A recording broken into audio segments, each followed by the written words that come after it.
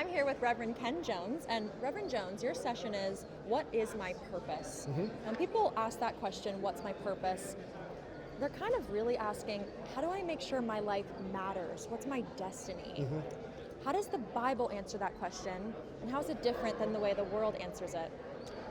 First off, when people, one of the things I'm addressing in my session is that when people ask the question, what is my purpose, there's a tendency to look at it from an individual vantage point. So in other words, it's no different from the reason we go to tarot card readers or palm readers, because we want to find out what is my quote unquote immediate purpose, destiny, whatever, rather than seeing ourselves as part of humanity, the collective responsibility of humanity. So one of the things that I'm doing is beginning by looking at the term my, and rather than seeing it from an individual perspective, looking at my from a universal connectedness to humanity.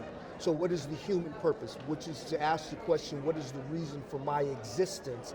Not just what is my destiny, what is my vocation, what is my, what am I more inclined to be like? So it's not a Christian version of the horoscope.